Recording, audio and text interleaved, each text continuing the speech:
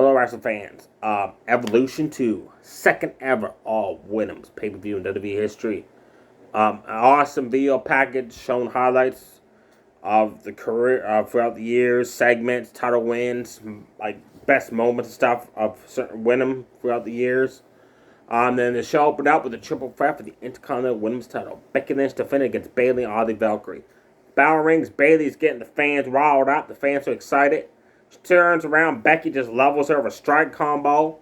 Then Audrey Valkyrie attacks Becky and delivers a strike combo around, then goes for a roundhouse kick. Becky blocked it, spun her around, supported Bayley, who was just getting up, got roundhouse kicked. Outside, Audrey Valkyrie had delivered I don't know how many cross bodies throughout the match on to both win them repeatedly. So Becky and Bayley's like, enough of this.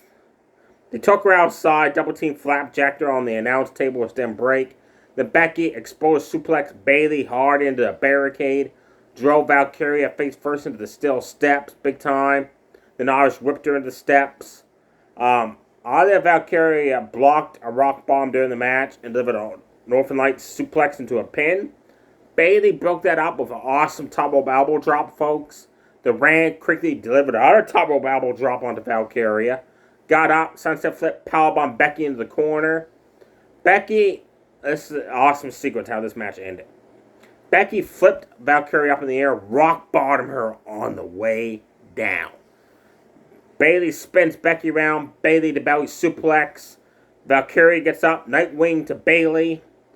Becky gets up, rock bottoms her. Bayley gets up, takes her down, Rose Plant DDTs Valkyria. As she's pinning her, Becky cartwheels over, rolls up Bayley, and gets the win to keep her title. Awesome way to open up the show. Then we had let's talk about the No Holds Barred match. Naomi against Jade Cargill.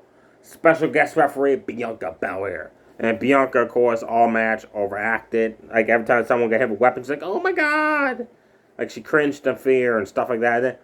This was hilarious. Every time they were outside the ring, when Naomi was outside fighting, and she was sliding in the ring, Bianca would slide in right with her.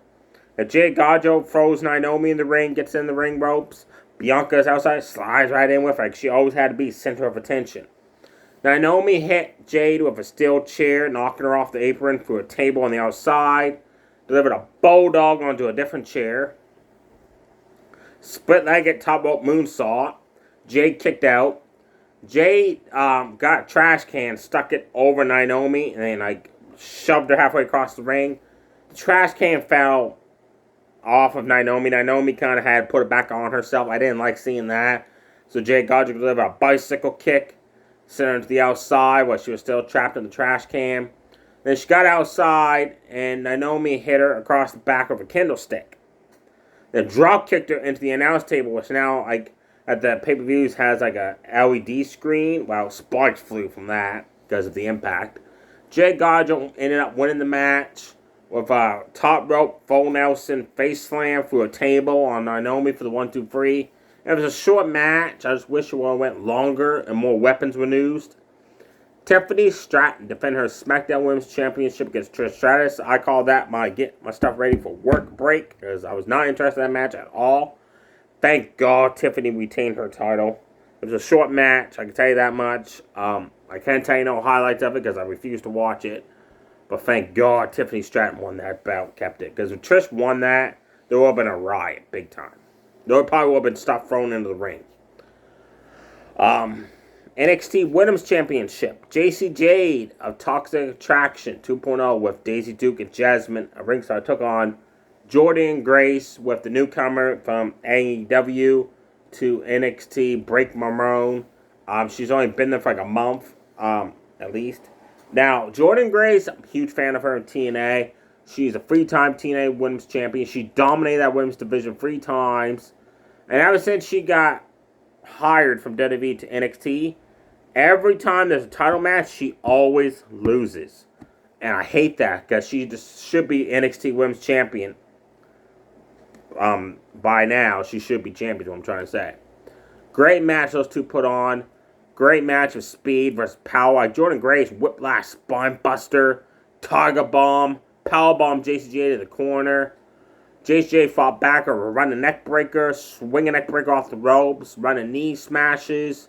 super kicks, slingshot, crossbody off the ropes, hit that running Superman punch she does. Jordynne Grace, I thought she was going to win the match. Her finisher is like a torture rack, like Lex Luger used to do, then spins her into a power bomb. Well, she went to do the torture rack. As that was happening, outside, Blake Monroe took down the other two members of Toxic Attraction 2.0 because they were going to get ready to get involved in the match. Then she turned heel suddenly and blasted Jordynne Grace in the back with the women's title belt from NXT. And then Jason J hit the running Superman punch for the 1-2-3 to keep her title. And then Toxic Attraction was kind of like, why did you help us win, right? And Blake Monroe celebrated with them, so maybe she's going to join that stable. That'd be cool. It's just weird. Like, she's been there for a month, and all of a sudden she turned heel. Maybe they realized her as a face wasn't clicking quickly.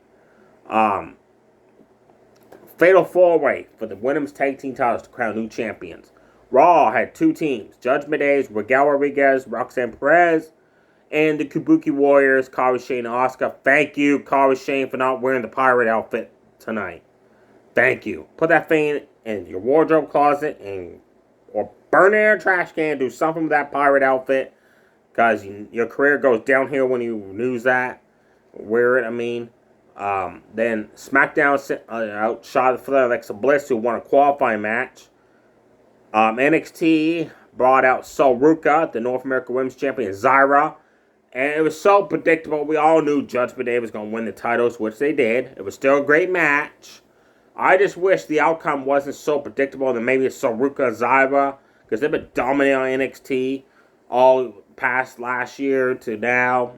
The tag team division, they should be tag team champions by now. And when is NXT ever going to hold those women's tag team titles again? It's like very far and few in between. Great match. Kabuki Warriors deliver a double team strike combo to Roxanne Perez. Deliver a double team running exterior clotheslines to Sol Ruca and Zyra, knocking them off the ring apron to the floor. Double team running forearm shots on them on the outside. Regal ended up ending the Kabuki Warriors double team offense by body slamming them. Then body slam Kairi Sane on top of Asuka. Charlotte Flair spared Sol Ruca, spared Regal Rodriguez, started chopping Judgment Day, Roxanne Regal back and forth, delivered running clotheslines to Sol Ruca, Zyra. And then Sol Ruca ran, delivered a top rope snow snatcher for the just laid out Charlotte Flair. That was it. She was done for the rest of that match. Alexa Bliss did a Rolling Thunder, Roxanne Perez, then jumped up and did a double stomp to the midsection of her. And she went for Twisted Bliss off the top rope, but Kairi Sane knocked her off the top rope to the floor. Everybody was fighting everybody during this match. And Regal picked up Alexa Bliss, ran, and tossed her like powerbomb style to the outside, knocking down the Kabuki Warriors. And it looked like Zyra on the outside. I could have been wrong. It could have been Sol Ruca. Then she one-arm powerbombed. I forget who she delivered the finisher to in the ring. I apologize. But she picked up the win off of it. So your winners and new women's tag team champions, Roxanne Perez and Regal Rodriguez.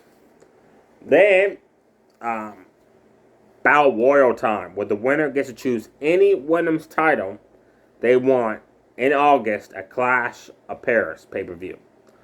There was a mishap. Selena Vega came out and on her screen said, United States Women's Champion. Julia came out. She's the champion. She even got the belt around her waist. And on her screen, she's not listed as champion.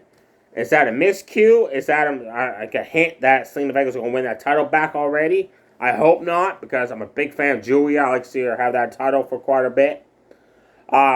Nia Jax eliminated two NXT people right off the get-go. Izzy Dame and Tatum Paxi. I didn't like that because I'm a fan of Tatum Paxi. I was hoping she would be able to show what she could do in the Battle Royal, but she was the first one eliminated. But Nia Jax followed up by Izzy Dame. Then she tossed Jordan to the outside, but Jordan landed on top of the announce table, which didn't break. So she did like the Kofi Kingston do something to get back into the Royal Rumble, Battle Royal Rumble fame, like Kofi used to do. Well, she does like a handstand, gets her feet on the ropes, stands up, gets the ring, and I thought, oh, like Kofi Kingston, when he does something like this, he gets eliminated. Jordan lasted to the final 6. That was impressive. She was on fire. Nikki Bella eliminated all 3 members of Chelsea Green's Secret Service stable. She had help with someone to eliminate Piper Niven, but she eliminated Chelsea Green and Alba Fire by herself. Lola Vice took it to Nia Jax, folks, in that battle war. She isolated her in that corner. Roundhouse kicks, spinning back fist, elbows across the back, forearm shots, knees to the guts.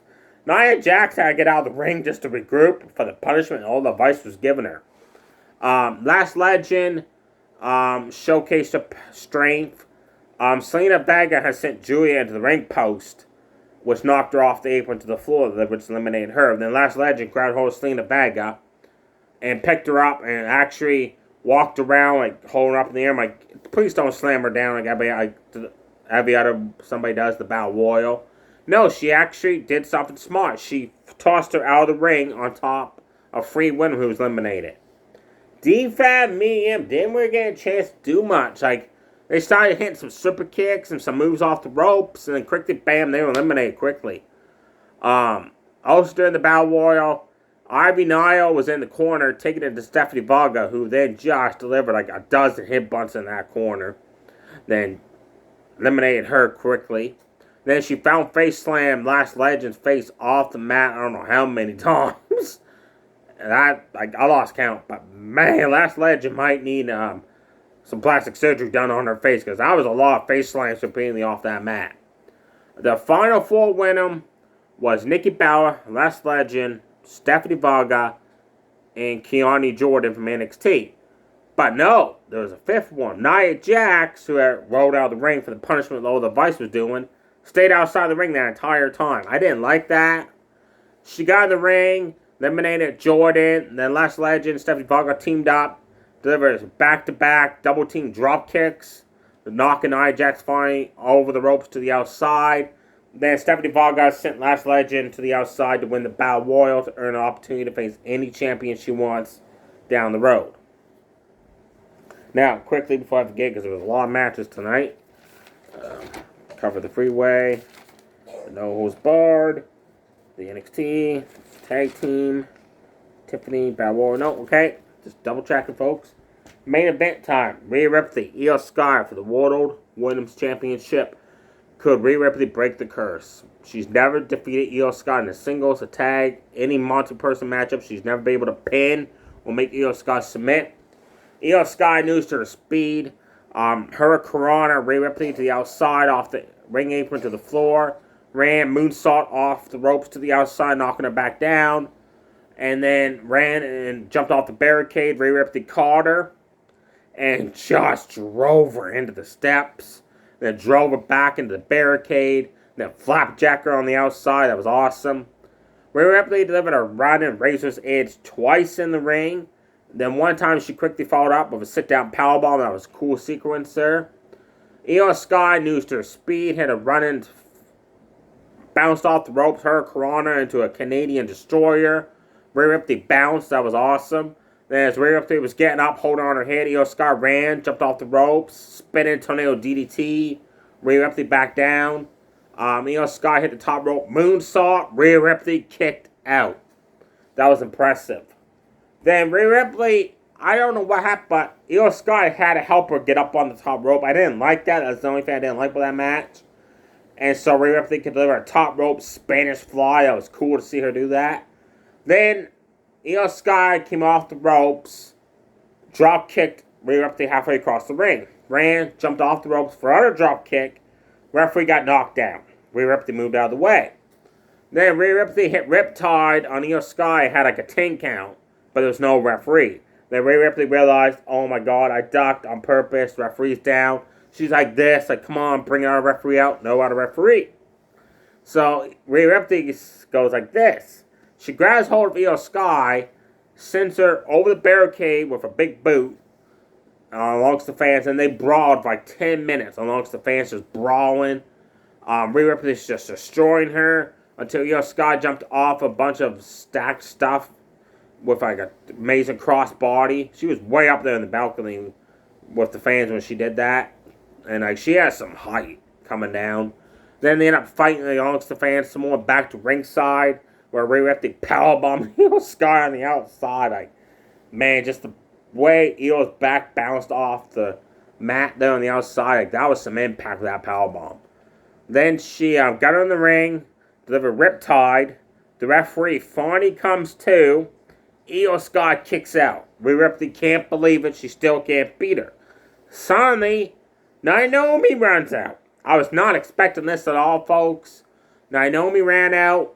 Finally, the cash-in occurred. The referee only asked once. Naomi said yes. She didn't ask like 20, 30 times, so I knew right then the cash-in's happening. The bell rings. It's now a triple threat, which means no disqualification. Naomi sends Rhea Ripley to the outside, smashes Io Sky in the face with the briefcase, top rope split, leg of moonsault on Io Sky, and your winner and new Women's World Champion Naomi. So does that mean she's now on Raw? She's staying on SmackDown? Is Tiffany going to Raw? Because the draft probably might be happening now, because there's no way that SmackDown can have both women's major titles on the one show, right? So something's got to happen. I'm thinking maybe Naomi might go to Monday Night Raw, because to think of it, the women's division of Monday Night Raw is not as stacked as the SmackDown division. They got a lot more women. They can afford to lose Naomi, I think, to go to Raw. Let me know below in the comments what matches you enjoyed of the second ever all-women's pay-per-view, and what do you think of Naomi cashing in on the main event to become, for the second time ever in her singles career, a women's champion. She was SmackDown Women's Champion when Shane McMahon, Daniel Bryan was running the show, which was then called SmackDown Live, and now she's Women's World Champion many years later. Is Jay Godja going to be the first one to challenge her for that title because she beat the nose bar match? Io Sky should get an automatic rematch. Where does that leave Rhea Ripley? She still cannot defeat Io Sky one-on-one. They're going to continue that feud and not focus on that title, which will allow Naomi and Jay Godja Bianca to feud over it. I am curious now what is going to happen with Rhea Ripley now. And Io Sky, they're going to continue that feud or what? I'm looking forward to that. And they announced on Monday Night Raw a number one contenders gauntlet match.